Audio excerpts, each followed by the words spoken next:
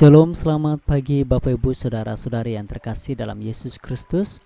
Pada pagi hari ini kita akan kembali dalam perenungan harian Gereja Pokemon pertama. Namun sebelumnya saya mengajak Bapak Ibu Saudara-saudari untuk kita berdoa. Mari kita berdoa.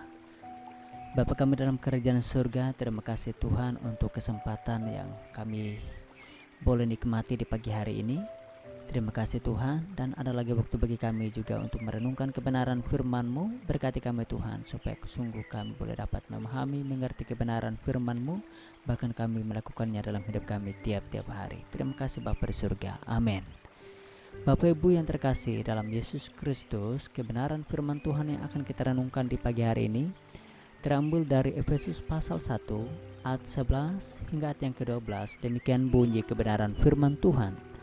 Aku katakan di dalam Kristus, karena di dalam Dialah kami mendapat bagian yang dijanjikan. Kami yang dari semula ditentukan untuk menerima bagian itu sesuai dengan maksud Allah yang di dalam segala sesuatu bekerja menurut keputusan kehendak Allah, supaya kami yang sebelumnya telah menaruh harapan kepada Kristus boleh menjadi puji-pujian bagi kemuliaan-Nya. Tema perenungan kita di pagi hari ini, hanya dalam Kristus ada jaminan perlindungan sejati. Iblis selalu mengajak kita dengan segala permasalahan yang harus kita hadapi.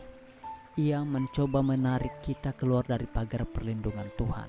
Banyak hal yang Tuhan izinkan terjadi dalam kehidupan kita. Pastikan kita akan tetap bertahan dalam iman kita kepada Tuhan dan jangan pernah menjadi kecewa dan menjauh daripadanya.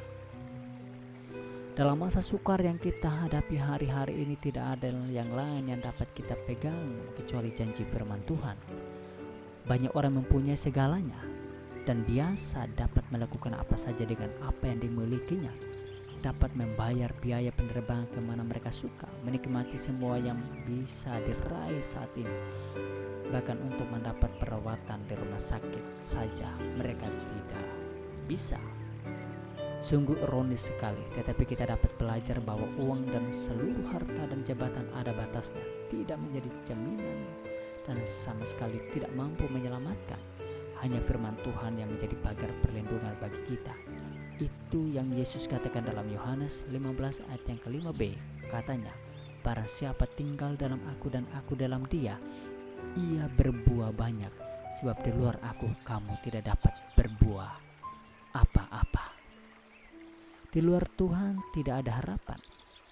Dan saat-saat ini kita dapat membuktikan dengan nyata, dunia sedang menghadapi permasalahan yang berat, yang bahkan membawa kepada kebinasaan. Jika sampai hari ini kita masih dapat bertahan, itu karena kekuatan dan anugerah yang daripada Tuhan yang ada dalam kita, di mana kita dapat berkata, segala perkara dapat kutanggung di dalam Dia yang memberi kekuatan kepadaku. Filipi pasal 4 ayat yang ke-13.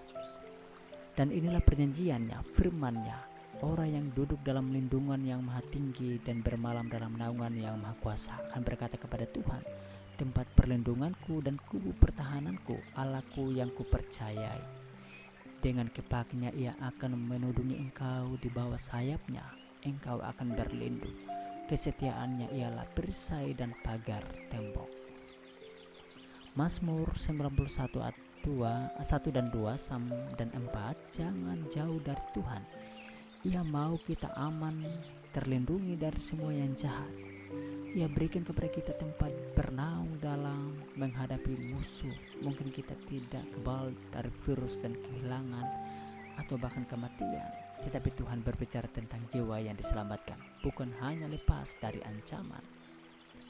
Ia mau kita kenal Dia yang menjamin hidup kekal kita, yang memimpin langkah hidup kita bukan hanya di bumi ini saja, melainkan sampai kepada kekekalan. Dunia ini sementara, dan segala sesuatu yang terdapat dan terjadi menimpa kita, jangan menjadi lemah karena Tuhan izinkan semua terjadi, karena Ia selalu punya rencana yang indah di dalam kehidupan kita. Ia selalu punya maksud mulia bagi kita. Katanya, semua orang yang disebut dengan namaku, yang kuciptakan untuk kemuliaanku, yang kubentuk dan yang kujadikan. Yesaya 43 ayat 7. Apapun yang terjadi asal bersama dengan Tuhan, maka kemuliaannya akan dinyatakan. Semuanya baik sebab Tuhan Yesus baik.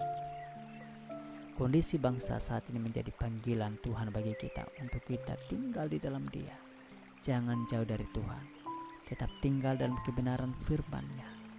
Ia menjadi hidup kita sampai kemuliaannya dinyatakan.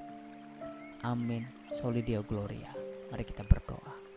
Terima kasih Bapa di surga untuk kebenaran firman-Mu. Biarkanlah kami Tuhan boleh terus berpegang, dan kami boleh terus menaruh hidup kami, sebab perlindungan kami yang sejati hanya kepada Engkau saja ya Yesus Tuhan. Sehingga kami boleh dimampukan melewati kesulitan demi kesulitan, pencobaan demi pencobaan yang akhir-akhir ini menjadi tantangan dunia dan global, dan juga akan menjadi tantangan kami secara pribadi.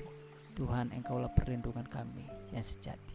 Berkati kami Tuhan, di dalam nama Yesus kami sudah berdoa.